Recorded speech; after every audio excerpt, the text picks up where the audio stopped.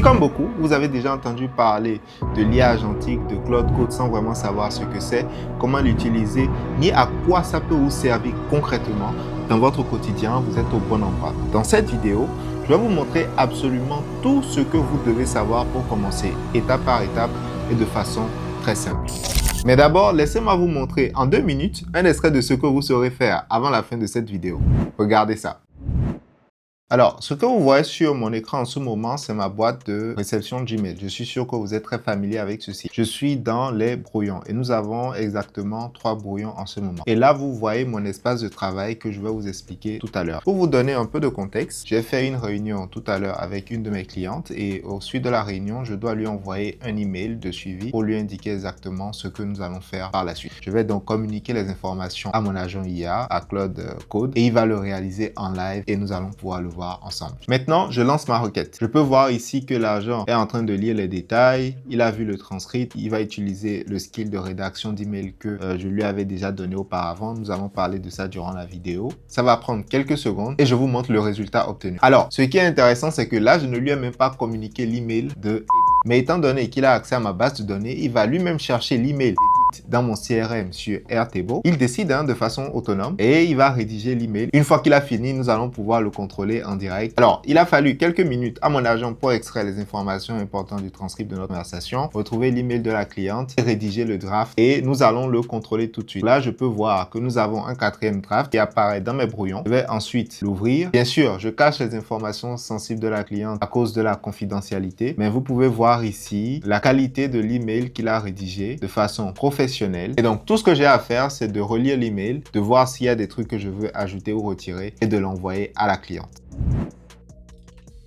Très bien, dans cette deuxième démo, on va supposer que je suis en train d'organiser un événement bientôt à Montréal et que je dois trouver des hôtels avec des salles de conférence. Je vais venir sur mon agent et lui confier la tâche et nous allons voir comment est-ce qu'il va se comporter. Réalise une recherche des hôtels ou des venues de salles de conférence dans les environs de Montréal pour me trouver une salle de conférence d'une capacité d'environ 200 personnes. Je lance à nouveau ma requête et je vais observer en live avec vous comment Claude va réaliser cette tâche. Et donc là, vous pouvez voir que mes 2 mains ne sont pas sur le clavier. Claude d'un côté qui réfléchit, qui fait le travail, et de l'autre côté, il y a mon navigateur qui va passer à l'action tout seul. Donc je vais juste attendre quelques minutes pour que vous puissiez voir. La main est toujours là, on va voir. Très bien. Pendant que Claude Code fait son travail, continuons la vidéo. J'imagine que ces 2 démos vous ont extrêmement emballé. Si c'est le cas, restez jusqu'à la fin, car je vous donnerai tout ce qu'il vous faut pour démarrer vous-même, même si vous êtes débutant et que vous faites ceci pour la première fois. Je vais également vous partager un projet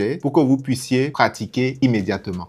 Bienvenue une fois de plus dans cette vidéo Claude Code pour débutants, tout ce qu'il faut savoir lorsqu'on débute avec l'IA agentique. Si vous êtes nouveau ici, je m'appelle Farel et je parle d'IA, de business et d'entrepreneuriat. Au programme aujourd'hui, nous allons couvrir énormément de sujets. Nous allons commencer par voir c'est quoi l'IA agentique. Ensuite, je vais vous introduire à une notion qu'on appelle le AI First Mentality et un concept qu'on appelle le Human in the Loop qui sont super importants lorsqu'on parle d'IA agentique aujourd'hui. Nous allons voir ensemble dans quel environnement de travail on va utiliser ces IA-là pour qu'elles puissent performer au maximum. Je vais vous introduire à un fichier que j'appelle le fichier roi qui est claude.md. Nous allons parler de la méthodologie DOE, qui est la méthodologie que j'utilise pour réaliser tous mes projets complexes. Ensuite, je vais vous parler des 4 modes de travail de Claude. Chaque mode a un rôle spécifique et une fonction différente. Donc, on va les utiliser dans différents cas de figure. Bien sûr, on ne peut pas parler d'IA sans parler du côté sécurité et utilisation responsable. C'est très important pour moi. Je vais vous indiquer comment écrire de meilleures instructions lorsque vous allez utiliser ces IA agentiques. Ensuite, je vais vous parler d'un fichier qu'on appelle le fichier .tmp. Je vais vous indiquer son rôle, pourquoi il est important et comment l'utiliser. Je vais vous parler des skills, des Claude Skills. Tout à l'heure, j'ai rédigé un email avec un Claude Skills. Donc, comment est-ce que les skills fonctionnent et ce qu'ils font. Je vais ensuite vous montrer comment créer votre tout premier agent avec Claude Code pour réaliser une tâche spécifique. Je vais vous parler des MCP MCP qui ont un super pouvoir et qui sont super utiles lorsqu'il s'agit de l'IA agentique. Avant de finir la vidéo, je vais vous partager le Starter Kit qui va vous aider à commencer de façon sereine et surtout à pratiquer tout ce que nous allons couvrir durant cette vidéo. Et bien sûr, tout au long de cette vidéo, nous allons expérimenter plusieurs démos de cas réels que j'utilise moi-même au quotidien dans mon business. Et surtout, n'hésitez pas à me dire dans les commentaires s'il y a des études de cas spécifiques ou des problèmes que vous rencontrez dans votre business que vous vous demandez comment est-ce qu'on pourrait les automatiser ou les augmenter avec les agents IA. C'est beaucoup de choses, hein? On va les attaquer un à un. J'espère que vous êtes bien assis et surtout que vous avez de quoi noter. Et surtout, n'hésitez pas, il y a les chapitres en dessous de cette vidéo si vous voulez passer à des concepts plus avancés. Si vous connaissez certains des concepts et que vous voulez découvrir d'autres, utilisez les chapitres pour pouvoir aller plus vite. C'est tout simplement une forme d'IA qui est capable de passer à l'action. Elle se distingue des chatbots classiques comme ChatGPT, Claude, Grok, Gemini que je suis sûr et certain que vous connaissez, que vous utilisez déjà. Mais ces chatbots-là se contentent le plus souvent de discuter. Et donc, l'IA agentique, c'est une forme d'IA qui peut lire et modifier des fichiers sur votre ordinateur. Elle peut lancer des commandes et naviguer sur Internet par exemple et surtout réaliser des tâches à votre place. Et l'outil de référence que j'utilise personnellement pour cela, c'est Claude Code, mais il y en a d'autres comme Codex et bien sûr Gemini. J'aime beaucoup ce diagramme que vous voyez à l'écran parce qu'il résume extrêmement bien comment fonctionne un agent IA. C'est une structure en 3 niveaux comme vous pouvez le voir. Donc déjà la structure de raisonnement où on va utiliser un LLM classique tel que Claude, ChatGPT, Gemini, mais également il y a une fonctionnalité qui permet à l'IA d'accéder à des outils et de pouvoir agir. Donc, on parle de lire, écrire, modifier, que vous pouvez voir ici au niveau du deuxième rectangle. Et en troisième lieu, l'IA doit être capable de pouvoir itérer grâce à une mémoire, c'est-à-dire qu'elle peut juger par rapport à une précédente itération, une précédente exécution, que les résultats ne sont pas suffisamment bons jusqu'à ce qu'il accomplisse les meilleurs résultats. Voyons maintenant ensemble ce qu'est le AI First Mentality et le concept du Human in the Loop. Le AI First Mentality, c'est tout simplement un système de pensée qui vous amène à vous poser une question avant de faire quoi que ce soit. Et c'est de vous demander tout simplement, est-ce que l'intelligence artificielle peut m'aider à faire cette tâche? Est-ce qu'elle peut le faire avec moi ou est-ce qu'elle peut le faire pour moi? Est-ce qu'elle peut le prendre complètement de façon autonome? Et donc, vous ne codez plus, mais vous dirigez l'IA pour pouvoir exécuter les tâches. Je sais ce que beaucoup de personnes vont penser. Est-ce que l'IA ne nous rend pas plus paresseux? La façon dont je vois ceci, c'est qu'elle nous rend plus efficaces. Parce que nous pouvons désormais utiliser notre temps pour réfléchir de façon stratégique et décider sur des tâches à valeur ajoutée plus élevée. Ensuite, le concept du Human in the Loop est un concept dont vous allez entendre parler très souvent, qui est super important et qui consiste tout simplement à travailler en collaboration avec l'IA, mais selon un ratio généralement de 90-10 ou de 85 ou de 95-5.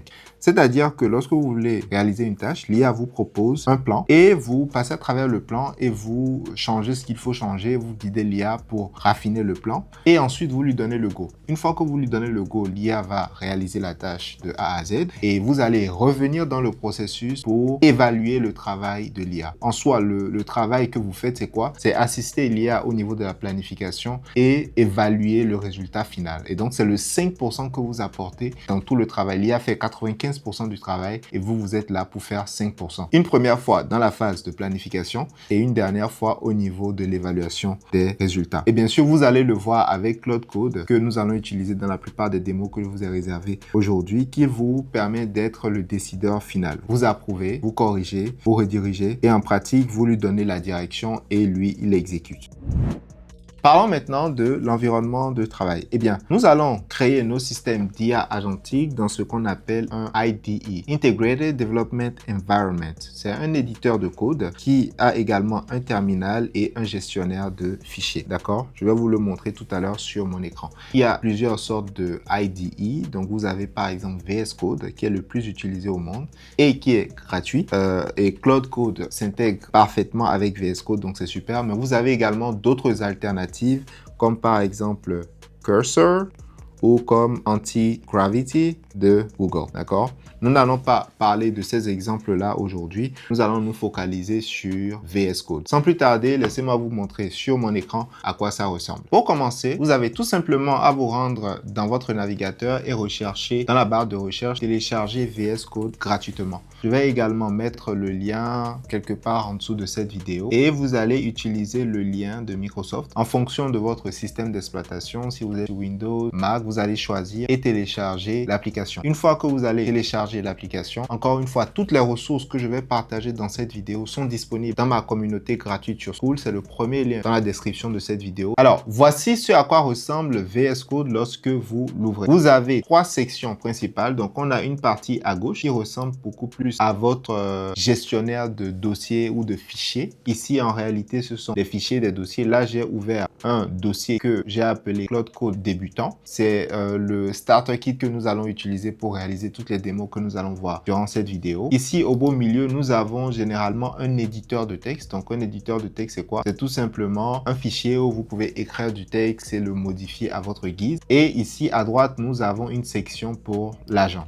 Par défaut, nous n'allons pas utiliser l'agent que propose VS Code. Nous allons utiliser plutôt Cloud Code. Pour avoir Cloud Code sur votre VS Code, il ne va pas apparaître de façon automatique. Vous avez tout simplement besoin de vous rendre ici à gauche et de chercher dans les extensions. Donc, c'est le 5e bouton à partir du haut. Lorsque vous allez cliquer sur les extensions, chez moi, il s'affiche directement. Mais s'il ne s'affiche pas, vous allez tout simplement rechercher Cloud Code.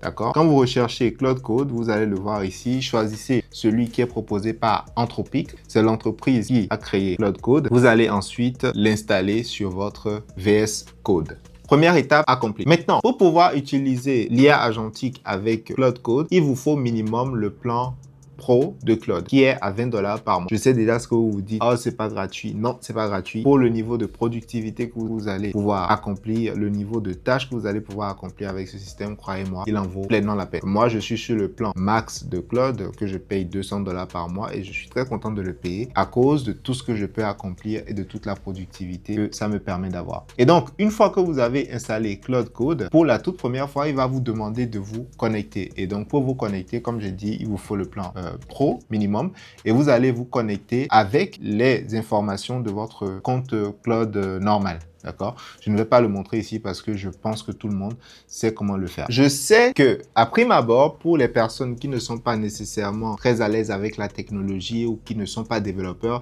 ils trouvent cette interface intimidante. Mais rassurez-vous, ce n'est pas le cas. C'est vraiment très simple et je vais vous l'expliquer de façon assez directe, étape par étape. Comme je vous l'ai dit ici à gauche, le gestionnaire de fichiers, c'est tout simplement comme un dossier que vous avez sur votre ordinateur. Et la belle preuve, le dossier Cloud Code débutant, c'est celui qui se trouve là. Et donc, quand j'ouvre le dossier, tous les fichiers que vous voyez ici sur mon Explorer, en anglais Explorer, se trouve en réalité dans mon dossier ici. Ce n'est rien de plus. Donc, c'est vraiment quelque chose de très simple, d'accord? Ici, au milieu, c'est quoi? C'est comme je vous l'ai dit, un éditeur de texte. Donc, je peux venir ici et faire ceci et taper en fait du texte. Ceci est une démo, d'accord? Donc, c'est un éditeur de texte. Vous pouvez taper du texte, mais en réalité, vous n'allez même pas l'utiliser parce que à 99% du temps, c'est Claude, votre agent, qui va rédiger tout le code pour vous. Vous ne serez pas amené à éditer le texte ou à changer quoi que ce soit dans le fichier. Ce sera vraiment beaucoup plus juste pour de la visualisation, d'accord? Donc, ne vous inquiétez même pas pour cet éditeur-là. Ensuite, nous avons en troisième lieu l'agent. C'est le cerveau. C'est là où tout se passe et c'est là où vous allez passer le plus de votre temps, d'accord? Donc, les commandes, les instructions, les prompts, tout va aller ici. Très rapidement, avant de terminer mon introduction de VS Code, j'aimerais te parler d'un autre élément qu'on appelle le terminal. Tu vas souvent entendre parler du CLI ou CLI, Command Line Interface. C'est tout simplement une fenêtre où tu peux donner des instructions directement à ton ordinateur. Et sur Mac, c'est ce qu'on appelle le terminal. Sur Linux aussi, c'est le terminal. Mais sur Windows, on appelle ça ligne de commande. Et en gros, c'est un endroit où tu peux parler à ton ordinateur. Tu peux lui dire, par exemple, crée ce fichier au lieu d'interagir avec des boutons que tu vois sur ton bureau, par exemple. Son avantage, c'est qu'elle te donne beaucoup de contrôle sur ce qui se passe sur ton ordinateur. Cloud Code, ton agent va d'ailleurs s'en servir très souvent, mais il va arriver des moments où elle va te demander, toi, d'exécuter certaines commandes dans le terminal, raison pour laquelle je l'introduis. Et donc, l'importance du terminal, c'est qu'elle te donne un accès direct et précis aux fonctionnalités de ton ordinateur. Parfois, c'est des fonctions que tu n'aurais pas pu accéder autrement. Je vais te montrer à quoi ça ressemble ici sur mon écran. Alors, par exemple, sur mon terminal, je peux ouvrir un dossier avec la commande CD. Donc là, j'ouvre le dossier Cloud Code débutant et ensuite, je peux demander à mon terminal de me créer un nouveau fichier, par exemple. Donc, pour créer le fichier, je vais écrire la commande, donc c'est touch. On peut créer un fichier qu'on va appeler farel.txt. Et dès que je fais, tu vois ici, le fichier farel.txt apparaît directement. Si je regarde ici sur mon dossier, dans mon dossier, on va voir également que le fichier farel.txt va apparaître. Alors, rassure-toi, tu ne vas pas utiliser le terminal la plupart du temps, mais à certains moments, en fonction de ce que tu veux faire comme projet ou comme tâche, il va arriver que tu aies à interagir avec le terminal de temps en temps. La beauté des IDE tels que VS Code, c'est que dès que tu comprends comment un fonctionne, tu peux utiliser les autres. Tu peux utiliser Antigravity, tu peux utiliser Cursor parce qu'ils ont une interface à peu près similaire et semblable et ils font à peu près la même chose. Donc, alors, si c'est la première fois que tu vois VS Code, n'aie surtout pas peur. Embrasse cet outil parce qu'il va être très utile pour réaliser des projets et les démos que nous allons faire tout au long de cette vidéo. Maintenant que nous avons fini de couvrir c'est quoi un environnement de développement intégré, voyons voir ensemble le fichier roi, Claude.md. C'est le fichier le plus important de tout ton workspace, ton espace de travail. Tout simplement parce que c'est ton guide permanent pour Cloud Code, d'accord? C'est un fichier qui est lu automatiquement à chaque session sans que tu n'aies rien à faire. Tu vas y mettre les règles, le contexte, les conventions, les informations importantes sur ton projet.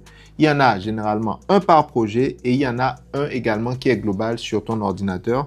Je vais te le montrer tout à l'heure sur mon écran. Plus ton fichier Claude.md est bien rédigé et plus ton Cloud Code pourra s'en servir pour te réaliser les tâches de façon performante.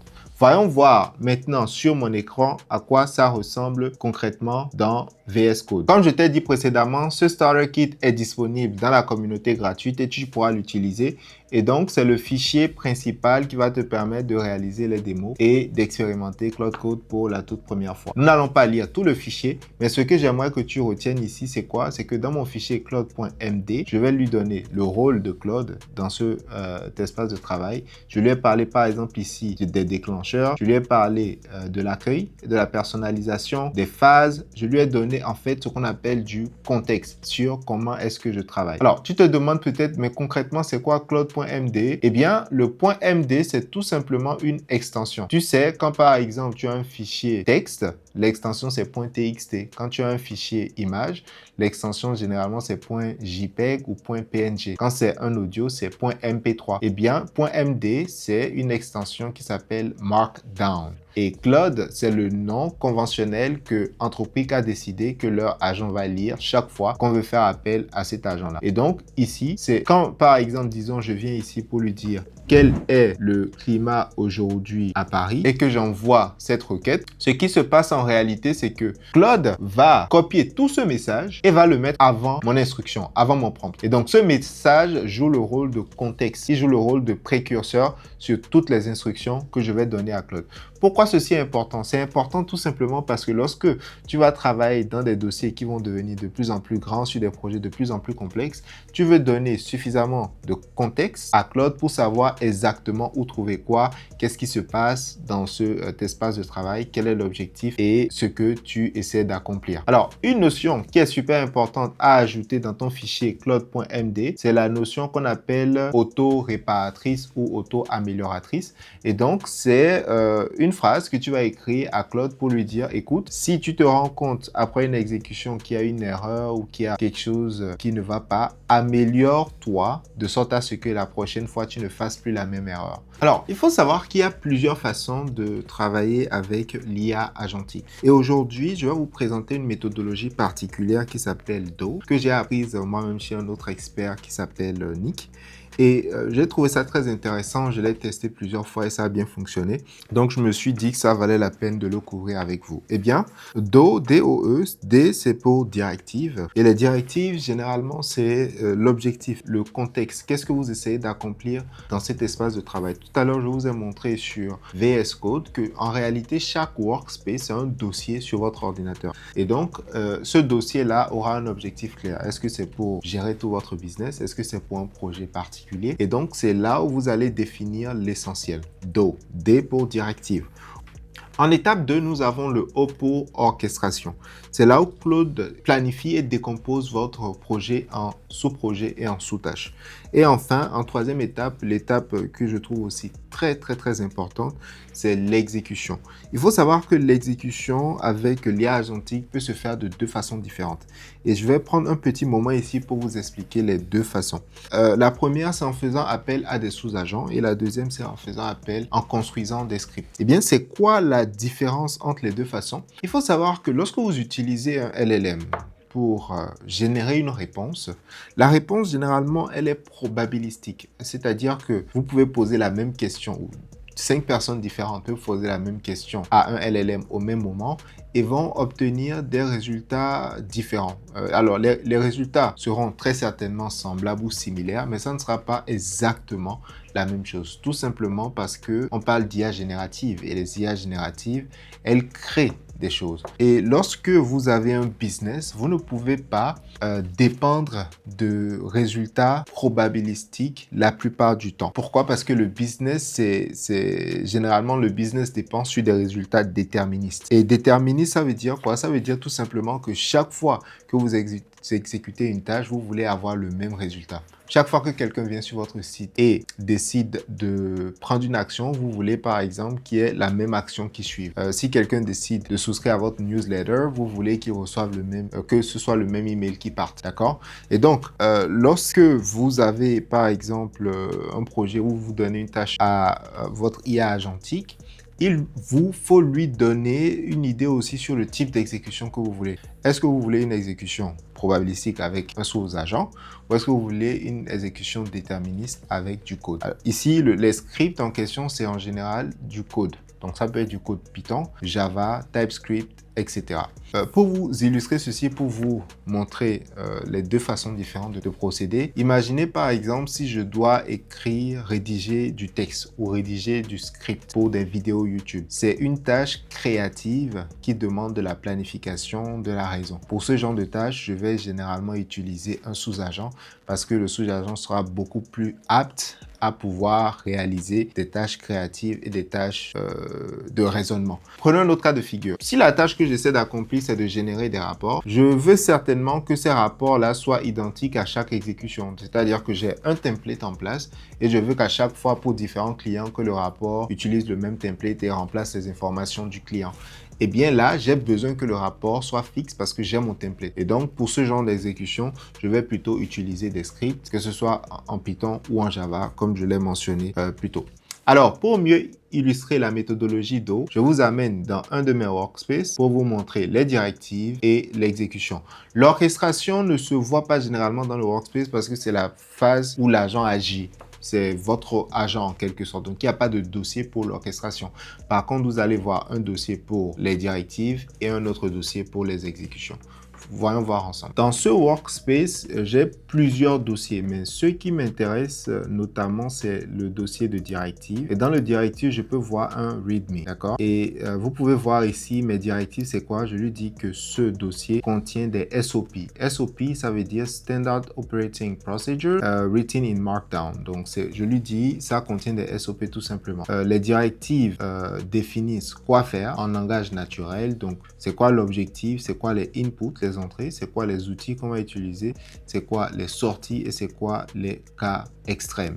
Ensuite, je lui parle de la structure, je lui parle des templates et voilà, ok? Donc, c'est un dossier vraiment très simple que je vais mettre à votre disposition dans les ressources que je vais vous fournir ici, en tout cas en termes de templates pour que vous puissiez voir. Et donc, ça, c'est mon dossier de directive. Ensuite, si je viens dans les exécutions, ici, vous pouvez voir que, alors là, ce sont des exécutions en script. Donc, j'ai plein de codes ici qui me permettent de faire différentes tâches, d'accord? Tous les fichiers que vous voyez qui se terminent par l'extension .py, c'est du code en en langage Python. Et dites-vous, je n'ai écrit aucun de ces codes. L'IA a écrit ces codes pour moi et les codes, je les réutilise pour réaliser certaines tâches. Bon, en réalité, je ne les exécute pas moi-même encore une fois. C'est toujours mon agent, le cerveau, au niveau de l'orchestration qui décide. Lorsque vous travaillez avec Claude Code, le plus souvent, vous allez avoir affaire à 4 modes de fonctionnement. Et chaque mode a un objectif différent. Le premier mode, c'est le mode Ask Before Edit. Ce mode, vous l'utilisez généralement quand vous débutez ou vous travaillez sur des fichiers sensibles. C'est-à-dire que vous demandez expressément à Claude de vous demander votre permission avant d'effectuer chaque modification. C'est le mode qui est utilisé par défaut sur Claude. Donc, lorsque vous ouvrez votre Claude, c'est le mode par défaut. Ensuite, nous avons le mode Edit Automatically. Okay? Et ce mode, c'est généralement quand vous êtes déjà à l'aise avec l'outil, vous avez un plan spécifique et vous voulez qu'il exécute. Donc, vous pouvez lui donner la permission d'éditer des fichiers librement, mais il vous demande la permission avant d'exécuter des commandes. D'accord? Les commandes, elles se passent où? Elles se passent dans le terminal. Mais si c'est pour éditer des fichiers simples sur votre bureau, là, elle n'a pas besoin de votre permission. Le troisième mode, c'est le Plan Mode. C'est un mode qui est super utile parce que il est utilisé pour les tâches complexes. Imaginez si vous avez un projet très complexe et que vous voulez le faire avec l'IA agentique, plutôt que de donner votre instruction, de lui demander de commencer à travailler tout de suite, vous réalisez d'abord une phase de planification. Vous connaissez très certainement l'adage qui dit « 1 minute utilisée en préparation peut vous sauver 10 minutes en exécution ». Eh bien, elle s'applique très bien dans ce cas. Et vous utilisez ça quand vous voulez que Claude réfléchisse à votre problème et qu'il vous propose un plan détaillé et attende votre validation avant d'agir. Ce qui est très intéressant avec ce mode, c'est que si vous n'aimez pas le plan de code, ce qui est intéressant avec ce mode, c'est que si vous n'aimez pas le plan de Claude, vous pouvez le rediriger, vous pouvez l'aiguiller à changer ou améliorer le plan. C'est un mode que j'utilise énormément parce que je fais des tâches complexes avec Claude. Et nous avons le mode le plus dangereux, si je peux l'appeler ainsi, le Bypass Permission. C'est un mode que vous allez utiliser seulement quand vous êtes déjà avancé avec l'outil et vous l'utilisez quand vous faites confiance à 100% au plan à Claude et il fait tout sans vous demander. En gros, vous lui dites « prends contrôle de mon ordinateur et exécute les instructions » pour atteindre l'objectif. C'est réservé uniquement pour les projets isolés, jamais sur les fichiers importants, parce que vous ne voulez pas que Claude modifie par inadvertance les fichiers importants sur votre ordinateur. Voici sur à quoi ça ressemble concrètement dans l'interface de Claude Code. Alors, ici en bas à gauche, vous avez ces modes. Donc, vous avez, comme je vous l'ai dit, Ask Before Edit que j'ai expliqué, Edit Automatically, Plan Mode and Bypass Permission. Le mode Bypass Permission peut ne pas s'afficher chez vous si vous venez de commencer. Et pour l'activer, il va falloir aller dans les extensions, cliquer sur Claude Code et venir ici complètement en bas dans les paramètres. Donc, vous ouvrez les paramètres et vous pouvez venir l'activer ici quelque part. Claude Code Allow Dangerously Skip Permissions. Yeah. Voilà, donc vous pouvez l'activer là. Alors, je ne vous le recommande pas tout de suite, surtout si vous venez de découvrir l'outil. Donc, mais c'est juste intéressant à savoir comme information plus tard lorsque vous serez plus à l'aise. Il y a le Plan Mode qui est là. Et ici en bas, je vais vous introduire aussi à cette notion, donc la capacité de réflexion de Claude. Donc, vous pouvez voir ici qu'il y a 3 niveaux. Effort Medium, ça veut dire à quel point vous voulez que Claude réfléchisse sur ce problème ou sur cette tâche. Quand c'est là, ça veut dire faible. Quand c'est au milieu, bien sûr, c'est moyen. Et quand c'est plein, ça veut dire vous voulez qu'il fasse le maximum d'efforts cognitifs pour résoudre le problème que vous avez. Maintenant que nous avons couvert tous les différents modes de Claude Code, voyons voir les autres éléments qui se trouvent ici à gauche du box de discussion. Lorsque vous cliquez sur ce petit plus, vous avez la possibilité de téléverser un fichier ou un dossier depuis votre ordinateur. Vous pouvez ajouter du contexte ou vous pouvez naviguer sur le web. Prenons un petit moment pour parler du contexte. Le contexte est un élément super important lorsque vous travaillez avec l'intelligence artificielle. Tout simplement parce que c'est l'étape où vous fournissez à l'intelligence artificielle les informations nécessaires pour comprendre exactement votre situation, votre cas de figure et la tâche que vous essayez d'accomplir. Lorsque vous cliquez sur le bouton de contexte, vous allez voir ici qu'il y a des noms qui s'affichent et en réalité, ces noms ne sont rien d'autre que les fichiers qui sont déjà dans votre workspace. Et donc, vous pouvez tout simplement taper le symbole arrobase pour les voir également s'afficher. Qu'est-ce que cela veut dire concrètement? Dans cet espace de travail, par exemple, j'ai plusieurs dossiers. J'ai le dossier exécution, j'ai le dossier fulfillment, le dossier marketing, le dossier onboarding, ainsi de suite, le dossier report. Imaginons que je veux réaliser une stratégie marketing pour une prochaine campagne afin d'attirer des clients dans mon business. Est-ce nécessaire pour moi de mettre le dossier onboarding dans ma tâche? Non, pas forcément. En réalité, je n'ai même pas besoin de mettre tout le dossier marketing dans ma tâche parce que peut-être que ma campagne va simplement porter sur les emails. Et donc, si ma campagne va porter sur les emails, je n'aurai qu'à mettre en contexte seulement la partie de mon workspace qui porte sur les emails. J'ai un exemple parfait pour vous aider à mieux comprendre la gestion de contexte. Sur l'exemple que vous voyez sur mon écran, vous avez le Code Base Context. C'est tous les dossiers, tous les fichiers qui sont sur mon espace de travail. Toute l'information qui est disponible. En réalité, lorsque j'ai une tâche, il y a certaines informations qui sont nécessaires, mais il y a d'autres informations qui sont inutiles à l'accomplissement de la tâche. Et donc ici, vous pouvez voir que les informations qui sont nécessaires sont simplement ces 3 informations, d'accord? Tous les 4 autres sont inutiles. Eh bien, quelque chose d'intéressant se passe. La réalité, c'est que pour chaque tâche que vous donnez à Claude Code et à n'importe quelle intelligence artificielle en général, il y a une quantité d'informations idéales qu'il doit avoir pour accomplir la tâche de manière optimale. Lorsque vous ajoutez des informations non pertinentes ou trompeurs en contexte, la performance de votre intelligence artificielle va diminuer. Et donc, c'est important d'identifier ces informations idéales afin d'accomplir la tâche de manière optimale. Pour vous aider ou pour aider Claude Code à mieux comprendre tout ce qu'il y a en contexte, vous pouvez réaliser la commande ou exécuter la commande init. Cette commande permet à Claude de jeter un coup d'œil complet à votre projet et de savoir exactement ce qui se trouve dans votre espace de travail. Et donc ici, la commande pour exécuter une nouvelle commande, vous appuyez sur le / et vous mettez init. Et avec cette commande, Claude va parcourir tout votre dossier et va voir, OK, qu'est-ce qu'il y a dans ce dossier. Lorsque vous voulez ajouter un élément en contexte, appelez-vous, vous pouvez utiliser arrobase. Et donc, à vous de décider de quel dossier ou de quel fichier vous voulez ajouter chaque fois que vous avez une nouvelle tâche que vous voulez confier à Claude. Lorsque vous appuyez sur ce bouton avec le /, vous allez voir apparaître plusieurs commandes préfaites de Claude dans votre box de navigation et ces commandes sont utilisées bien évidemment à des fins spécifiques. Je ne vais pas entrer en détail sur chaque commande, mais j'introduis cette notion ici pour que dans une prochaine vidéo, lorsque je vais mentionner les commandes ou les skills, vous sachiez exactement où les trouver. L'espace que vous allez le plus utiliser dans votre Claude Code, c'est bien celui-ci. C'est là où vous allez rédiger vos commandes, vous allez passer les instructions et vous allez discuter avec Claude pour réaliser la tâche. Donc, je vais mettre voici l'espace pour rédiger votre prompt. Mais alors, comment écrit-on une bonne instruction ou un bon prompt lorsqu'on travaille avec Claude Code? Il y a certaines règles à respecter que je vais vous partager de suite. Et la toute première, c'est le contexte. Le contexte, c'est, comme je vous l'ai montré tout à l'heure, toutes les informations nécessaires, mais la quantité d'informations idéale qu'il faut à Claude pour qu'elle puisse accomplir la tâche de façon optimale. Et pour savoir quelle est cette quantité d'informations idéale, demandez-vous tout simplement si quelqu'un devait me confier cette tâche, de quoi aurais-je besoin pour pouvoir l'accomplir à succès? Ou alors, si je devais déléguer cette tâche à un autre humain, de quelle information est-ce qu'il aurait besoin pour le faire de façon autonome? Ensuite, il faut préciser le résultat. Le résultat, c'est quoi votre attente exacte de cette automatisation ou du workflow que vous êtes en train de bâtir? Est-ce que vous pouvez lui donner des exemples de résultats? Ça fonctionne extrêmement bien lorsque vous pouvez montrer à Claude Code des exemples de résultats que vous voulez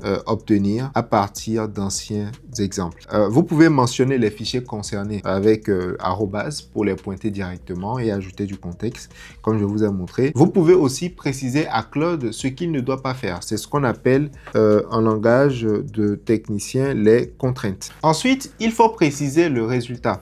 quelles sont exactement vos attentes de cette automatisation ou du workflow que vous êtes en train de bâtir? Est-ce que vous avez besoin qu'il vous génère le résultat sous format PDF? Est-ce que vous avez besoin qu'il vous le génère sous format JPEG? De quoi est-ce que vous avez besoin? Est-ce que vous avez des exemples? D'accord? Ça va être très utile de donner des exemples à votre automatisation, à votre workflow, à Claude Code, du type de résultat auquel vous vous attendez. Comme je vous l'ai montré un peu plus tôt, vous pouvez utiliser le symbole arrobase pour pointer directement sur les fichiers que vous voulez utiliser, qui vont être utilisés en contexte. Et vous pouvez également préciser à Claude ce qu'il ne doit pas faire. C'est ce qu'on appelle communément les contraintes. D'accord? Les contraintes ou les limites. Il faut dire à Claude, ne fais pas ceci, ne fais pas cela, pour lui donner un cadre dans lequel il peut opérer sa tâche. Pour vous donner un cas concret de contrainte, imaginez par exemple si vous voulez générer un rapport que vous allez envoyer au client. Vous savez qu'aujourd'hui, lorsque vous générez un test avec l'intelligence artificielle, il y a certains éléments qui crient IA partout, comme les tirets du milieu, les emojis, n'importe comment. Et donc, vous pouvez explicitement lui dire, n'utilise jamais le tiret du milieu, n'utilise jamais les emojis. D'accord? Ça, c'est ce qu'on appelle des contraintes. Ensuite, vous pouvez terminer votre commande ou votre prompt par la phrase « Avant d'agir, dis-moi ton plan » et vous activez le mode de planification comme je vous l'ai montré tout à l'heure sur mon écran. Ce que ça va faire, c'est que Claude va d'abord prendre un moment pour planifier toute la tâche. Il va vous présenter le plan. Vous allez l'évaluer. Vous allez le challenger sur ce plan. Vous allez lui dire, quelles sont les limites de ce plan où je trouve que ceci ne fonctionne pas. Je trouve que tu peux mieux faire ceci. Tu peux changer ceci. Voici les idées que j'ai. Il va raffiner le plan. Vous allez l'évaluer à nouveau. Et une fois que vous avez donné votre OK, que vous trouvez que le plan va pouvoir vous permettre d'atteindre votre objectif, eh bien, Claude peut foncer pour exécuter sur ce plan-là. Un bonus, c'est qu'il y a des mots-clés que vous pouvez utiliser pour demander à Claude d'effectuer un effort de réflexion additionnel. Donc, vous pouvez utiliser par exemple le mot think deeply, ok, qui veut dire réfléchir en profondeur. Ou ultra think. Ultra think, c'est le niveau le plus élevé. C'est-à-dire que pense tellement fort par rapport à ce problème parce que c'est une tâche complexe et j'aimerais que tu trouves une solution adaptée. Donc, think deeply, ça veut dire réfléchir en profondeur. Ultra think, c'est réfléchir extra en profondeur. D'accord? Ce qui rend l'IA agentique aussi puissante qu'elle ne l'est aujourd'hui, c'est la panoplie d'outils auxquels il peut accéder et les actions qu'il peut prendre. Mais en réalité, pour pouvoir prendre ces actions-là, il a besoin de ce qu'on appelle des connexions. Donc, vous avez besoin de dire à Claude Code, voici comment accéder à ma boîte Gmail. Voici comment accéder à ma base de données sur Airtable. Voici comment accéder à mon compte sur LinkedIn. Et ces connexions-là sont faites à travers ce qu'on appelle des API. D'accord? Donc, vous donnez à Claude Code, pour vous illustrer ça, imaginez ici, vous avez Claude Code, ici à gauche, d'accord? Vous allez demander à Claude Code de communiquer directement, par exemple, avec Gmail pour pouvoir envoyer des messages. Mais pour que Claude Code puisse communiquer avec Gmail, il lui faut un API. Et Gmail va pouvoir répondre à Claude Code avec la réponse. Dans les automatisations classiques que vous avez très certainement déjà vues avec Make ou N8N, eh bien, vous réalisez ces connexions vous-même. Vous choisissez par exemple un module pour rédiger un email, vous allez chercher la clé API, vous réalisez la connexion et vous définissez la tâche. Avec l'IA agentique, c'est différent. Il y a un fichier qu'on appelle le fichier .env, d'accord, qui va être très utile. Tout simplement, pourquoi? Parce que c'est un fichier qui va nous permettre de stocker nos clés API et nos mots de passe en toute sécurité. Mais concrètement, qu'est-ce que ça veut dire en toute sécurité? Est-ce que l'IA n'y a pas accès? En réalité, elle y a accès, mais c'est une couche de protection et je vais vous l'expliquer dans un petit moment. Donc, ce qui se passe, c'est que dans ce fichier .env, déjà, pourquoi il y a un point devant le nom du fichier? C'est tout simplement pour que le fichier soit invisible sur votre ordinateur en quelque sorte. C'est-à-dire que lorsque vous allez rentrer dans le dossier, tous les fichiers qui ont un point devant ne s'affichent pas directement sur votre bureau ou dans le dossier. Ils sont en quelque sorte cachés. Et donc, le fichier env, lorsque vous rentrez dedans, vous allez voir toutes sortes de clés API qui vous permettent de connecter avec différents logiciels. Par exemple, Eleven Labs, par exemple, OpenAI ou encore Gmail ou Google Sheet. Donc, il y a toute une panoplie de connexions que vous pouvez réaliser avec les clés API. Maintenant, le fichier .gitignore, C'est un fichier qui est beaucoup utilisé par les développeurs tout simplement parce que lorsque vous travaillez avec une équipe de personnes, vous allez collaborer. On utilise généralement GitHub, qui est un lieu où plusieurs développeurs arrivent à collaborer sur un même code en même temps ou sur un même projet au même moment. Et ce qui se passe lorsque Pharrell, que moi je suis, j'ai travaillé sur une portion du code, je vais l'envoyer sur le serveur de GitHub, d'accord? Je vais appeler ça GH. Et disons, si un autre utilisateur B ici travaille sur le même code, il va demander à GitHub de lui donner la version la plus courante de l'information. Il va faire ses modifications sur un autre fichier et il va les renvoyer et ainsi de suite. Qui fait que plusieurs utilisateurs peuvent travailler sur le même fichier en même temps. Mais lorsque vous avez des données sensibles telles que les clés API, les mots de passe, vous ne voulez absolument pas les partager dans un lieu public. Tout simplement parce que vous pouvez être hacké si des personnes malveillantes tombent sur ces informations-là. Et donc, pour éviter d'envoyer ces informations sur des repos publics, vous les mettez sur le .env et vous spécifiez dans le gitignore de ne jamais partager ces informations-là publiques. Donc, le gitignore sert à ignorer, vous lui dites, ignore tous ces fichiers dans mon espace de travail si jamais je veux partager ce code à l'extérieur, d'accord? Donc, le format, il est simple. Dans le .env, je vais vous montrer ça tout à l'heure sur VS Code. Voici concrètement ce à quoi ressemble un fichier .env. Donc, vous pouvez voir mon réel fichier qui est là, que je ne vais pas partager parce que j'ai plein de clés là-dessus. Mais je peux vous montrer cet exemple. Donc, le format, c'est quoi? Vous mettez par exemple la OpenAI API Key et vous mettez la valeur. Quand je veux dire valeur ici, je veux dire la clé réelle que vous allez chercher sur la plateforme de OpenAI ou sur la plateforme d'Anthropic et vous allez la coller ici tout simplement. Et le gitignore va faire quoi? Dans le gitignore, je vais lui dire, tu vois tous ces fichiers-là? Ne les envoie jamais. N'envoie jamais le .env qui est un virtual environment. Donc, ce n'est pas, en anglais, on dit hard coded. Donc, ce n'est pas codé dans mon projet. C'est dans un environnement virtuel en quelque sorte. C'est super, super important. Alors, si vous ne comprenez pas tout ceci, sachez que ce n'est pas grave vu que c'est la première fois que vous êtes exposé à cette information. Ça peut sembler un tout petit peu difficile, mais au fil du temps, vous allez vous rendre compte que ce n'est pas aussi compliqué que ça et vous serez de plus en plus habitué à ces informations. Si vous avez appris quelque chose depuis le début de cette vidéo et que vous n'êtes pas abonné, abonnez-vous maintenant, cliquez sur le bouton car chaque semaine, je vais partager des vidéos similaires pour vous apporter de la valeur sur comment j'utilise l'IA agentique au quotidien dans mes quêtes entrepreneuriales, dans mon business et ainsi de suite. Et surtout, lâchez également le pouce bleu, ça aide la chaîne à grandir.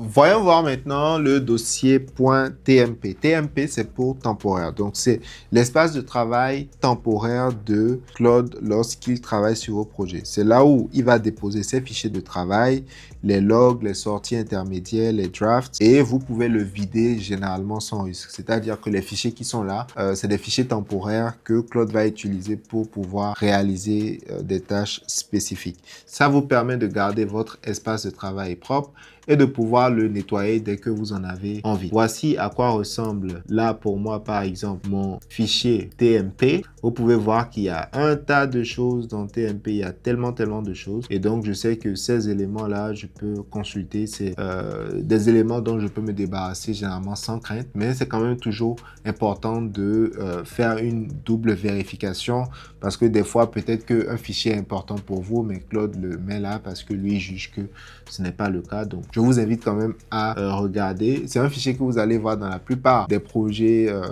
Claude, des projets IA agentique avec Claude Code et qui est super utile également.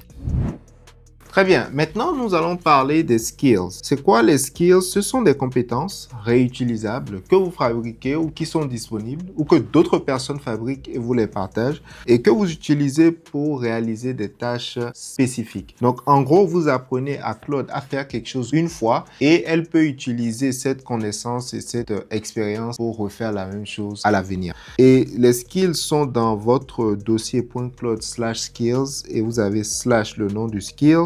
pour lancer un skill, vous utilisez la barre oblique et vous pouvez en créer à tout moment pour automatiser des tâches répétitives. Je vais vous montrer ici sur mon écran à quoi ressemble un skill de façon concrète. Comme vous le voyez, je suis sur le projet Claude Code débutant qui est le Starter Kit que vous allez pouvoir télécharger pour tester tout ce que nous avons vu ici dans cette vidéo. Pour retrouver vos skills, vous allez tout simplement aller dans le dossier .claude et sous .claude, vous allez voir le dossier skill, d'accord? Dans skill, vous allez voir un autre dossier qui comprend votre skill. Donc skill, ça veut tout simplement dire compétence. Donc chaque skill ou chaque compétence est un dossier en réalité. Et dans ce dossier, vous avez les scripts. Si vous vous rappelez, les scripts, c'est quoi? C'est la partie exécution. C'est comment un agent peut arriver à exécuter une tâche spécifique. Et vous avez la description du skill. Donc en réalité, comme je vous ai dit, il y a plusieurs façons de se servir de Claude Code. Je vous avais présenté la méthodologie Do, qui est une façon de faire. Les skills, c'est une autre façon de faire. Moi, j'utilise les deux parce que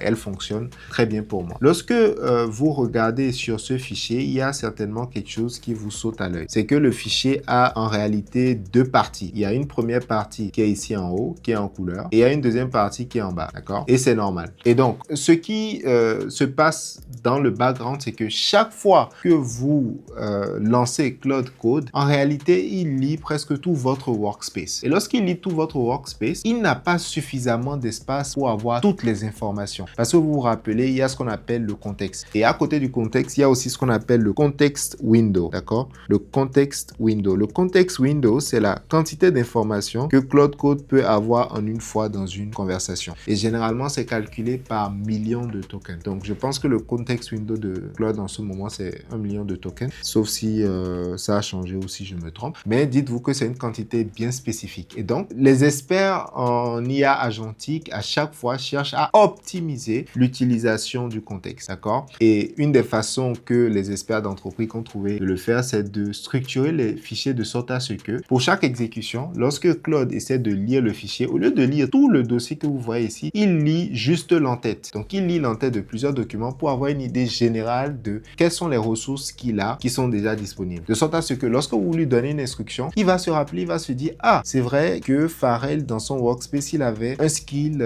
qui a mentionné qu'il faisait ça. Je vais chercher ce skill et il va ensuite demander les détails, d'accord? Donc, dans la première partie, nous avons bien sûr le nom du skill qui doit être descriptif. Donc là, ce skill Generate Finance Report, on sait tout de suite que c'est un skill qui me permet de générer des rapports financiers. La description du script, c'est quoi? C'est que ce script génère un rapport PDF d'analyse financière pour une action cotée en bourse. Nous allons la tester tout à l'heure. Vous allez voir à quel point c'est formidable.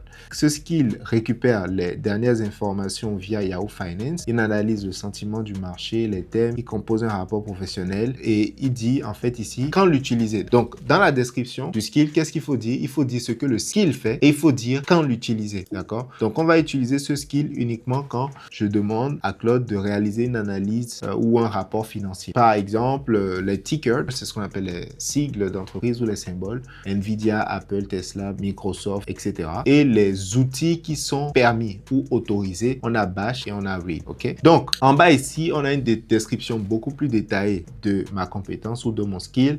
Il génère un rapport d'analyse financière complet pour une action cotée en bourse en utilisant Yahoo Finance comme source de données. Il récupère les données, il récupère les 10 dernières news publiées sur la compagnie, il analyse le sentiment global, il identifie les thèmes, il génère un rapport PDF avec tel élément. Ok, ensuite, voici les compagnies, je peux changer, le PDF doit être enregistré sous tel format, aucune clé API requise parce que Yahoo Finance est ouvert, donc on peut communiquer avec eux sans une clé API spécifique. D'accord? Donc ça, c'est la description de mon skill. Maintenant, voyons voir concrètement à quoi ça ressemble.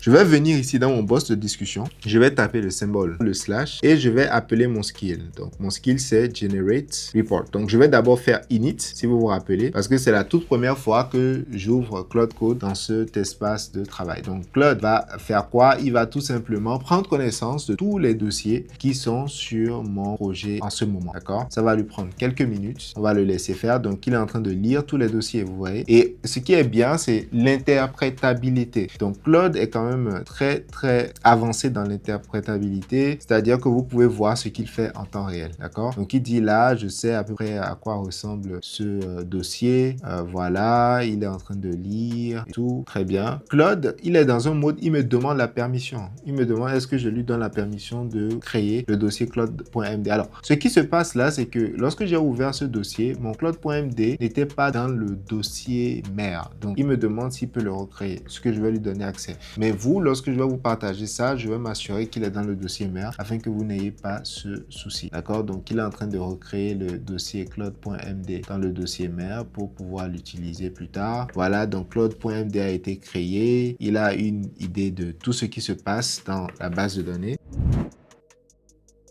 Maintenant que nous avons vu c'est quoi un skill, c'est le moment pour nous de réaliser une de nos démos. Je vais exécuter ma commande en direct avec vous et nous allons pouvoir voir le résultat de la démo. Fais une recherche approfondie sur la compagnie Nvidia, les dernières nouvelles économiques et financières de l'entreprise, réalise une analyse technique et une analyse fondamentale, une analyse du sentiment du marché et propose-moi un rapport PDF que je pourrais consulter avec les informations clés à retenir. Alors, j'ai dicté mon prompt avec un outil d'ailleurs qui s'appelle Whisperflow. Je vais mettre le lien de Whisperflow dans les commentaires si vous voulez le tester pour vous-même et je vais lancer ma requête.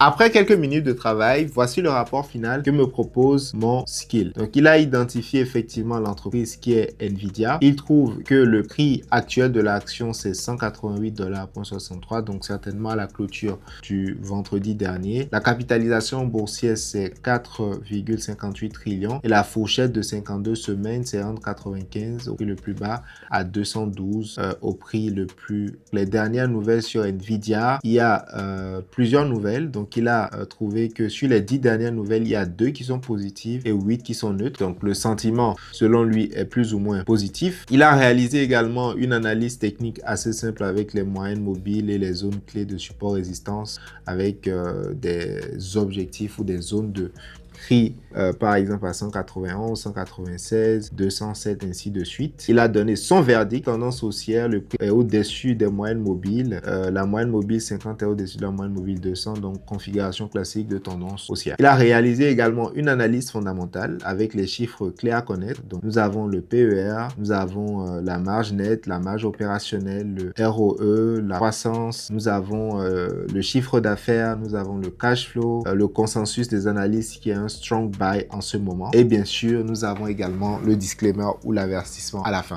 Et donc, ce genre de rapport, vous imaginez, pour le faire auparavant, c'est un rapport qui aurait pris plusieurs heures déjà pour la collecte de l'information. Pour réaliser cette qualité de rapport PDF, ça aurait pris du travail de 2 ou 3 personnes minimum. Et aujourd'hui, avec Claude, on peut faire ce genre de magie. Donc, très content de la qualité du rapport. Il peut être amélioré, certes, mais pour quelques minutes de travail, il a fait un bon job. Alors, dites-moi en commentaire quelle note vous donneriez sur 10 à Claude Code pour ce rapport qu'il a généré sur l'analyse que je lui ai demandé de faire sur Nvidia. Maintenant que nous avons vu comment fonctionnent les skills et que nous avons parlé du fichier skill.md, vous vous demandez peut-être c'est quoi la différence entre un fichier skill.md et claude.md. Elle est toute simple. Le fichier claude.md s'exécute chaque fois que nous faisons une instruction ou que nous demandons à Claude d'exécuter une tâche. Par défaut, Claude Code va chercher claude.md et va l'utiliser comme précurseur à tous les prompts. Skill.md est conditionnel. On l'utilise seulement lorsque nous en avons besoin. Et donc, Claude va essayer de détecter dans votre prompt ou dans votre requête s'il y a des mots qui font allusion à l'utilisation d'un certain skill. Et s'il retrouve ces mots-clés-là dans votre requête ou dans votre prompt et qu'il match ces mots-clés avec la description de votre skill que je vous ai montré tout à l'heure, il va automatiquement faire appel au skill pour effectuer ces tâches. Les skills, comme les scripts Python, ainsi de suite que nous avons vu dans la méthodologie Do, ont des outputs déterministes. Lorsque je crée un skill, c'est un peu comme un SOP, Standard Operating Procedures. Et l'avantage d'avoir des SOP, c'est de pouvoir répéter une tâche de façon constante de la même façon à l'infini. Mais qu'en est-il des tâches créatives qui demandent du raisonnement? Pour ce faire, nous allons utiliser un autre outil qu'on appelle les agents ou encore aussi les sous-agents. Et donc, nous allons voir comment créer notre propre agent avec Claude Code. Les sous-agences sont utilisés pour déléguer. Vous pouvez créer des sous-agences spécialisés pour des tâches précises et chaque agent a sa tâche, son objectif, les outils qu'il peut utiliser et sa zone de focus. On va retrouver tout à l'heure les sous-agents dans le dossier .cloud/agent/ le nom de l'agent et il y a plusieurs exemples. Donc par exemple, on peut avoir un agent qui fait l'évaluation du code, qui teste le code, qui écrit un document, qui fait des recherches et bien d'autres. Alors quand je dis agent sous-agent, ça peut apporter un tout petit peu de confusion. Ce que j'aimerais que vous reteniez, c'est que dans la discussion principale, on va parler d'agent principal, d'accord? L'agent principal, c'est celui avec lequel vous allez discuter directement. Maintenant, cet agent principal-là, vous pouvez lui demander explicitement de faire appel à des sous-agents pour réaliser certaines tâches, d'accord? Comment ça se passe concrètement ou pourquoi vous aurez l'utilité de demander par exemple à un agent d'appeler un sous-agent? C'est tout simplement, encore une fois, pour gérer le contexte, d'accord? Reprenons l'exemple de l'une des démos que je vous ai montré au début de cette leçon. Eh bien, j'ai demandé à mon agent principal d'effectuer des recherches sur les hôtels ou les salles de conférence à Montréal et de me les présenter dans un fichier Google Sheet. En réalité, si on y réfléchit un tout petit peu, l'agent principal a besoin de certaines informations clés pour pouvoir effectuer cette tâche avec succès. Il a besoin de savoir le nom des hôtels ou des salles de conférence, la localisation, le contact de la personne clé avec laquelle on pourra discuter des tarifs et négocier. Par contre, l'agent n'a pas nécessairement besoin de toutes les informations qui se trouvent sur le site. Et donc, l'agent principal, pour ne pas avoir à gérer tout ce contexte d'informations inutilement, il va déléguer la recherche à des sous-agents. Il va créer 10 sous-agents, il va demander à ces sous-agents d'aller effectuer la recherche sur les différents sites et de revenir avec ces informations spécifiques. Et ça permet à l'agent principal de ne pas avoir à gérer tous les détails que les sous-agents auraient trouvés sur les sites de chacun de ces hôtels lors de leur recherche. Il y a bien sûr des avantages et des inconvénients à cela. C'est que des sous-agents auraient pu trouver des informations pertinentes qui peuvent être exploitées durant leur recherche, mais ne vont pas nécessairement le reporter à l'agent principal parce qu'il ne leur a pas explicitement demandé cela. Ça, c'est un des avantages majeurs. Par contre, l'avantage, c'est que l'agent principal a désormais uniquement l'information nécessaire qu'il lui faut pour pouvoir accomplir la tâche. Illustrons ceci directement dans VS Code pour voir comment représenter un agent sur notre espace de travail. Eh bien, les agents se retrouvent également dans le fichier .cloud, le même endroit où on a vu les skills tout à l'heure et leur dossier s'appelle agent. Ici, nous avons un agent codeexplainer.md et on peut voir que la structure est similaire à celle des skills. Donc, nous avons le nom de l'agent codeexplainer, donc on sait tout de suite que cet agent, il explique du code. Et dans la description, rappelez-vous, une bonne description, que ce soit pour un agent ou pour un skill, doit dire ce que fait l'agent ou ce que fait le skill et dans quel cas de figure l'utiliser. Est-ce que c'est lorsqu'on demande, on parle de certains mots-clés? Est-ce que c'est quand l'utilisateur le dit explicitement? On doit préciser ça. Et donc, cet agent explique du code en français simple comme si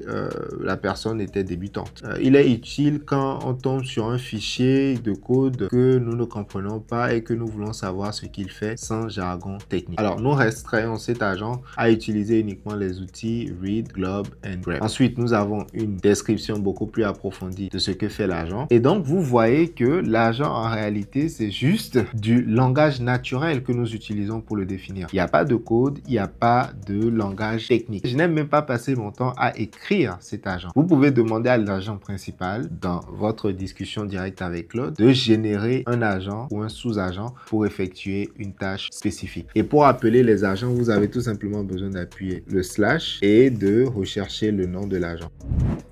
Alors, vous avez compris comment fonctionnent les skills, les agents, le fichier cloud.md. Il y a un autre concept qui est super puissant, qui est plus nouveau et qui s'appelle les MCP, Model Context Protocol. C'est un protocole qui a été mis en place par Anthropic, mais qui est désormais adopté par beaucoup de créateurs d'IA agentique, même d'autres systèmes tels que Codex et Gemini, qui permet de connecter Claude à n'importe quel outil externe. Et en gros, ce qu'il faut comprendre ici, c'est que le protocole définit des règles internes pour permettre à deux applications de pouvoir comprendre comment fonctionnent les connexions entre elles en apportant du contexte. Ça peut paraître très technique. J'ai essayé de trouver des mots simples pour l'expliquer. Mais ce que je veux que vous compreniez ici tout simplement, c'est que les services aujourd'hui qui ont des MCP, en fait, peuvent communiquer plus facilement avec Cloud Code et peuvent donner à Cloud Code plus de contexte sur comment communiquer avec eux. Ok? Parce que auparavant, on utilisait des API et ce qui se passait, c'est que les modèles et les services avaient du mal à trouver comment communiquer avec d'autres services. Mais le MCP, c'est un protocole qui facilite la tâche. Ce n'est pas encore ultra développé parce qu'il y a très peu de services aujourd'hui qui ont vraiment des MCP avancés et robustes. La plupart ne sont pas très solides. Je vais vous en présenter quelques-uns dans cette vidéo. Comme prévu au début de cette vidéo, je vais te partager un Starter Kit, c'est-à-dire un kit de démarrage.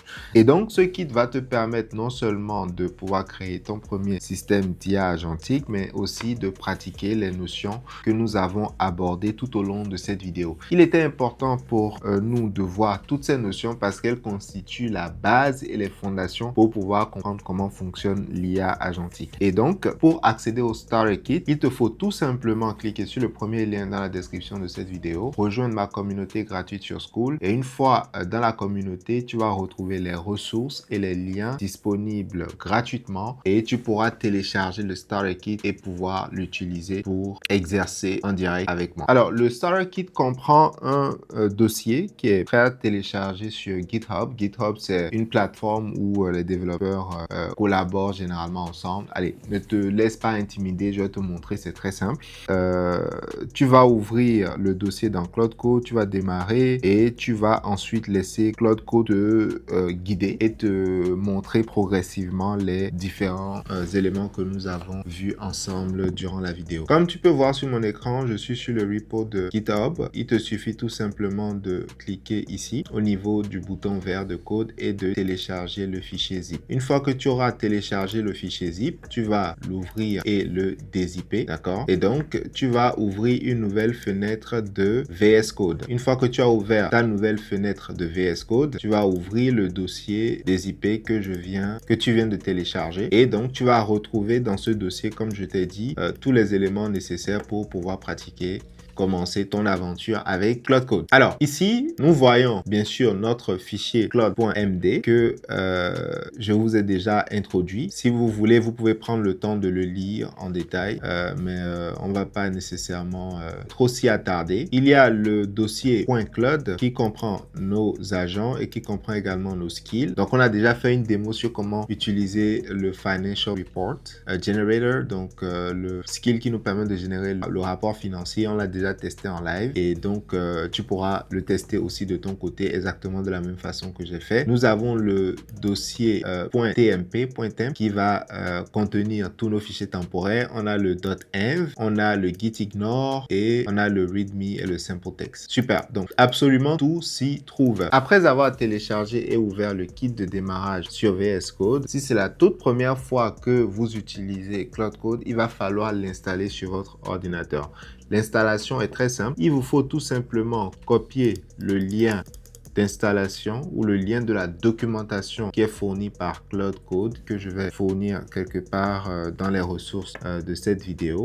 Ensuite, dans VS Code, au niveau de l'agent, vous allez tout simplement inscrire dans le box de discussion, installe Cloud Code sur cet ordinateur, voici la documentation et vous mettez le lien. L'agent pourra de façon autonome suivre les étapes pour installer Cloud Code sur votre ordinateur. Une fois Cloud Code installé sur votre ordinateur, il va falloir vous connecter. Et rappelez-vous, je vous ai dit que pour utiliser Cloud Code, il vous faut minimum un compte Cloud Pro de $20. Et donc, ce qui va se passer, c'est que lorsque vous aurez installé l'extension de Cloud, donc au niveau de l'extension, c'est le 5e bouton ici à gauche, vous recherchez Cloud Code et vous l'installez. Il va apparaître directement ici à côté de votre agent et vous allez pouvoir le choisir. Et donc, vous aurez un box qui va vous demander de vous connecter. un peu comme celui de Codex que vous voyez à l'écran ici. Il va vous demander de vous connecter soit avec votre compte existant chez Anthropic ou vous connecter avec une clé API. Alors, je recommande de se connecter avec le compte existant parce qu'il est plus économique généralement et c'est toujours un bon début. Les clés API sont un peu plus techniques et ça revient plus cher que si vous aviez commencé avec un compte Cloud Pro. Personnellement, j'utilise le compte Cloud Max. Pour l'instant, il est à peu près à $200 par mois et je suis très satisfait de la qualité de travail que j'arrive à faire avec. Alors, une fois que vous êtes connecté sur votre compte Cloud Code, après avoir suivi les étapes, nous allons tout simplement venir dans les ressources de cette vidéo. Et oui, je sais, je vous ai préparé plein de choses. Il y a un cheat sheet de démarrage qui est également disponible dans les ressources. Et donc, c'est un guide de démarrage pédagogique pour découvrir l'IA agentique en pratique. Ce qu'il vous faut, il vous faut Cloud Code. Donc, on l'a installé ensemble. Il vous faut aussi Python 3.9 et Node.js. Alors, si vous avez un Mac OS, il est déjà très certainement doté de Python, mais si vous avez un autre système, il va falloir l'installer et vous allez devoir aussi installer Node.js. Node.js va être très important pour nous. Pour l'instant, on n'a pas besoin d'avoir des clés API et vous avez besoin de beaucoup de curiosité. Alors, l'installation va se faire en 3 étapes. On a fait la première étape, on a fait la deuxième étape. Vous allez ensuite copier ce prompt ou ce message qui est ici, qui dit « Mets en place cet espace de travail en fonction de Cloud.md. Avant de commencer, vérifie que Python et Node.js sont installés sur mon ordinateur. Si quelque chose manque, installe-le pour moi. Ensuite, guide-moi étape par étape à travers les concepts essentiels de Cloud Code, CloudMD, .env, Do, Skill, Agent, Playwright. Vas-y doucement, je suis un débutant. » Vous allez ensuite prendre ce message, le copier, le coller ici et vous allez tout simplement l'envoyer dans votre chat. Et normalement, Claude va vous guider sur les prochaines étapes, va vous accompagner dans l'apprentissage et la maîtrise et la pratique de tout ce que je viens de partager avec vous. Alors, il fait d'abord le bilan. Oui, il voit que j'ai Python, naturellement, qui est déjà installé. J'ai Node.js, j'ai, voilà, il y a eFinance Report là, j'ai tous les éléments qui sont déjà installés. Il trouve qu'il manque de package. Il me demande mon nom pour savoir à peu près qui je suis. Donc, je peux lui donner mon nom. Je vais dire, je m'appelle Farel. Mon niveau, on peut dire que j'ai déjà bidouillé, s'il veut. Donc, je vais dire, je n'ai jamais touché à du code. Donc, je vais dire, jamais touché à du code. Entre parenthèses, ceci est une démo. Voilà. Qu'est-ce que tu fais dans la vie? Je suis ingénieur en informatique. OK? Donc, alors, je lui donne ces éléments-là. Et donc, c'est ce que vous allez faire. Et une fois que vous avez fait ça, il va faire les installations qu'il faut tout seul. Vous pouvez voir, il fait les installations et il va ensuite mettre en place mon espace de travail. OK? Donc, voici ce qu'on va faire ensuite. Comprendre Cloud.md, découvrir le fichier .env, explorer le fichier .tmp, tester les 4 modes, écrire. Le tout va prendre 25 à 30 minutes. Tu apprends en faisant, pas en lisant, on y va. Oui. Et donc, vous cliquez sur oui. Qu'est-ce qui va se passer? Il va créer les fichiers pour vous. Et donc, ça va être un exercice super interactif. J'espère qu'il va vraiment vous aider à commencer ceci. Et donc, pour un début, pour vous habituer à ceci, vous avez tout simplement à suivre les étapes que Cloud Code va vous indiquer parce que je lui ai déjà tout dit, tout indiqué dans le système, dans le fichier cloud.md que je vous ai donné. Il va mettre tout ça en place progressivement avec vous. Vous allez lire à tête reposée pour comprendre chaque chose, pratiquer, revenir dessus. Je l'ai déjà expliqué ici. Et donc, le fait de revoir ces notions à travers l'interface de VS Code va vous aider à asseoir ces notions. Et c'est ce que je fais au quotidien. Je construis des automatisations, des systèmes d'IA agentique pour les entreprises, pour les business. Si vous avez besoin d'aide pour vous aider à mettre ceci en place, que ce soit pour l'apprentissage pour vous-même ou pour votre entreprise, n'hésitez pas à réserver un appel gratuit de 20 minutes avec moi pour discuter de vos besoins et je me ferai un plaisir de vous aider. Nous allons ensuite passer aux démos. Donc, je vais très rapidement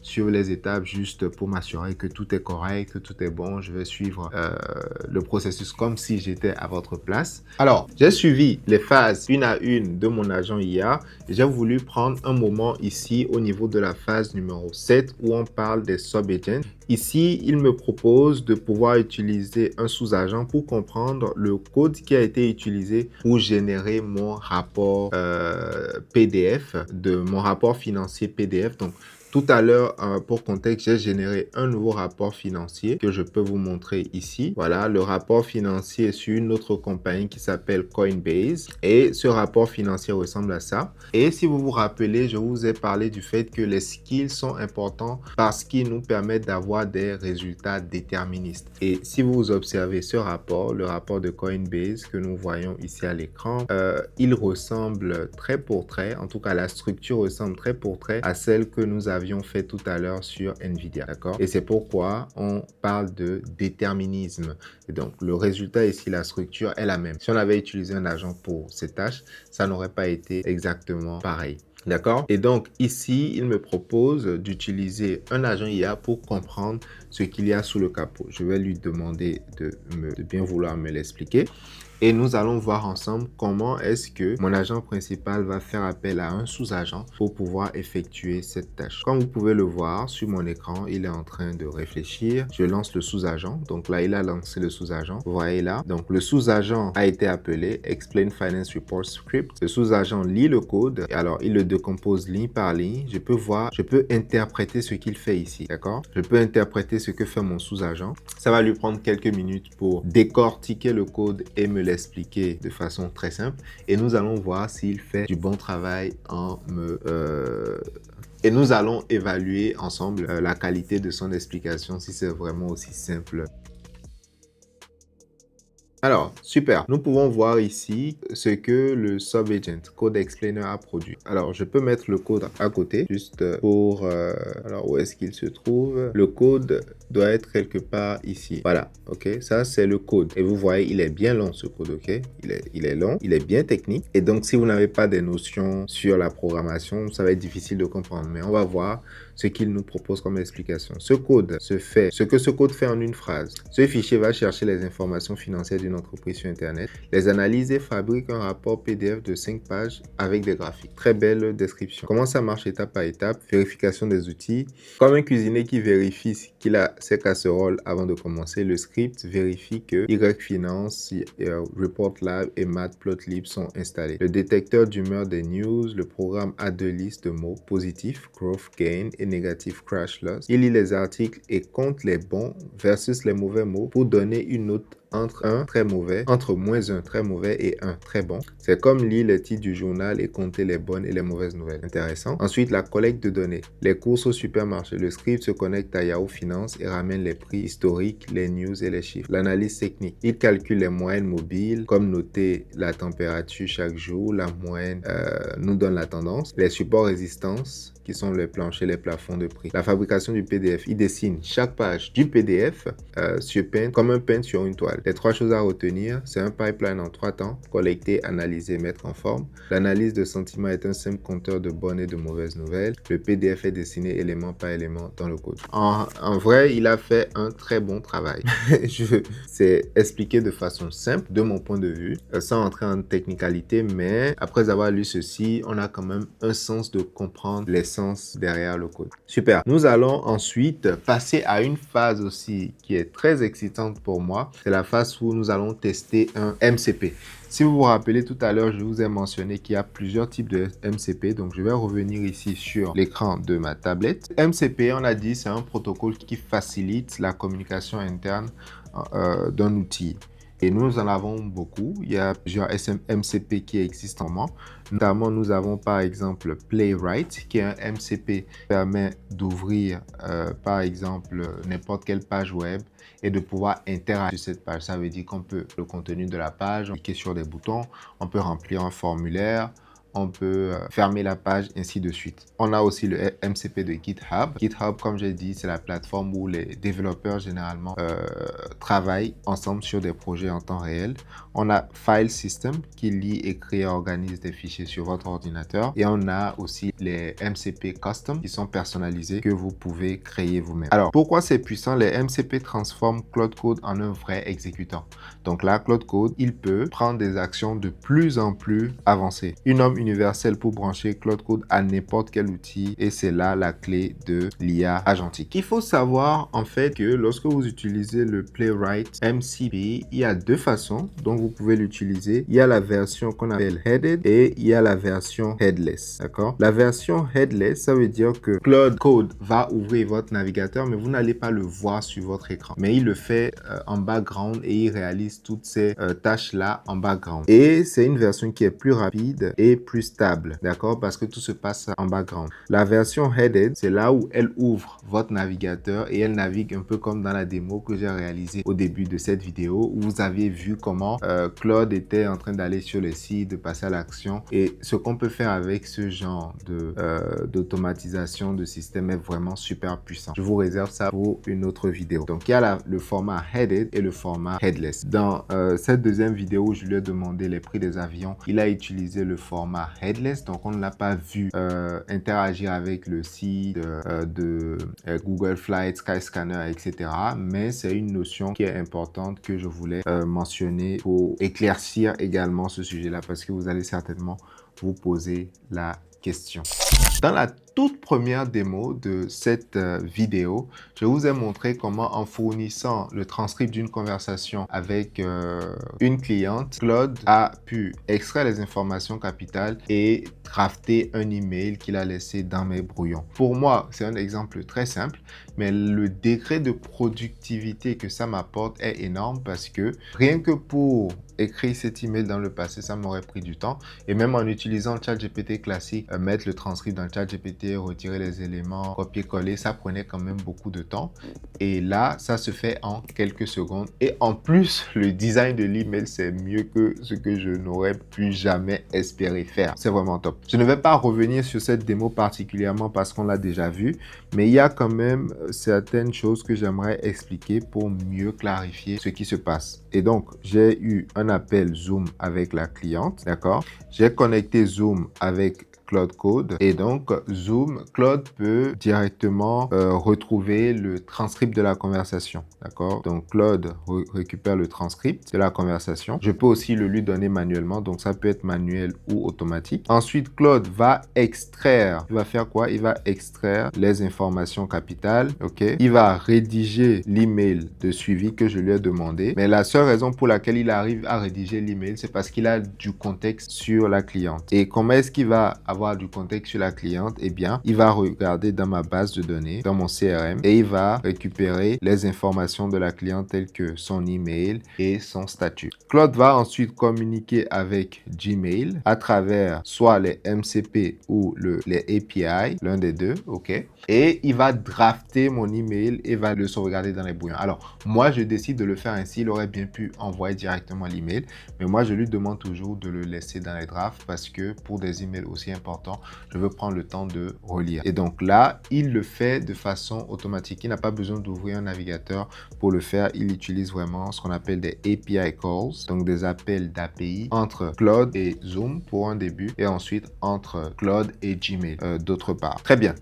Passons à la deuxième démo. La deuxième démo, c'est de trouver le meilleur vol. Mais lors de la démo, j'ai plutôt parlé de trouver le meilleur hôtel. Mais le concept, il est plutôt le même. Alors, ce qui va se passer, c'est que Claude va pouvoir ouvrir mon navigateur, d'accord? Et pour ouvrir mon navigateur, il va utiliser un MCP qui s'appelle Playwright, d'accord? C'est le MCP qui permet à Claude d'ouvrir mon navigateur. Alors, pour mieux l'illustrer, je vais lui demander de l'installer. Là, vu que c'est la dernière étape, ok? Donc, il va installer l'agent navigateur web Playwright. Comme vous pouvez voir sur mon écran, il est en train de l'installer. Et une fois que ce sera installé, ça va s'afficher ici dans mes dossiers. Alors, il m'a dit maintenant le concept, voilà, ok, il y a des règles de sécurité. Tu veux qu'on l'essaie? Alors, il me demande chercher les dernières nouvelles sur Coinbase, chercher les dernières nouvelles sur l'IA.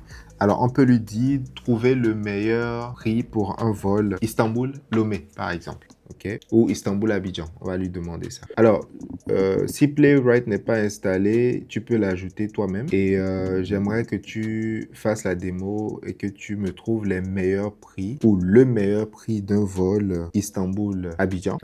Pour les dates, donc l'aller, ce serait allez, on va dire le 20 avril et le retour, ce serait le 15 mai. D'accord? Tu peux regarder sur Skyscanner, Google Flights, tous les sites que tu voudrais.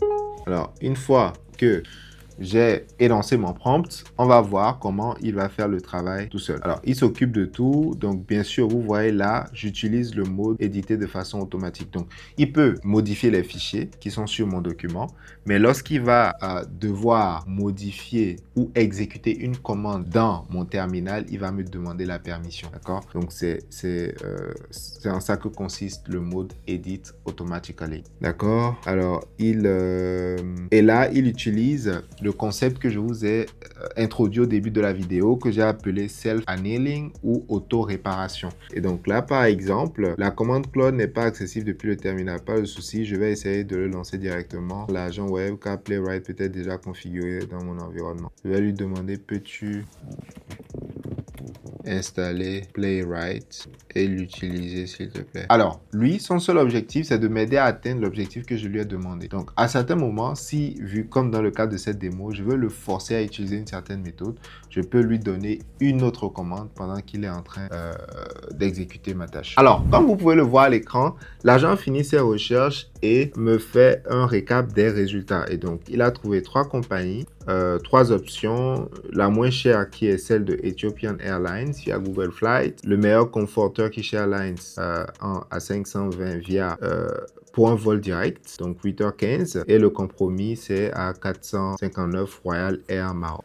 Si vous êtes toujours là jusqu'à ce stade, franchement, toutes mes félicitations parce que vous faites partie du 5% de personnes qui vont au bout des choses lorsqu'elles commencent et qui sont les plus déterminées à acquérir les compétences sur l'IA agentique. Donc, félicitations. Mettez-moi en commentaire d'où vous suivez la vidéo, ce qui vous a marqué jusque-là pour que je puisse garder votre nom et vous féliciter d'avoir suivi la vidéo jusqu'à la fin. Si vous avez skippé aussi et que vous êtes tombé sur ce passage au hasard, mettez aussi le dans les commentaires. Je me ferai un plaisir de vous répondre. Alors, lorsque j'ai commencé cette vidéo, je n'avais aucune idée sur la longueur de la vidéo. Je voulais vraiment tout vous donner dans une seule vidéo pour une personne qui commence, qui débute, qui n'a pas beaucoup d'expérience, qui ne sait absolument pas c'est quoi l'IA agentique et qui puisse faire quelque chose de concret après avoir suivi cette vidéo. Alors, je pense avoir atteint l'objectif fixé. Dites-le moi en commentaire si vous avez des questions. Vous avez maintenant tout ce qu'il vous faut pour démarrer avec Claude Code. N'oubliez pas, le premier lien dans la description et dans les commentaires de cette vidéo vous mène vers ma communauté gratuite sur Skool où vous pouvez tout télécharger, toutes les ressources que j'ai utilisées dans cette vidéo et les utiliser gratuitement.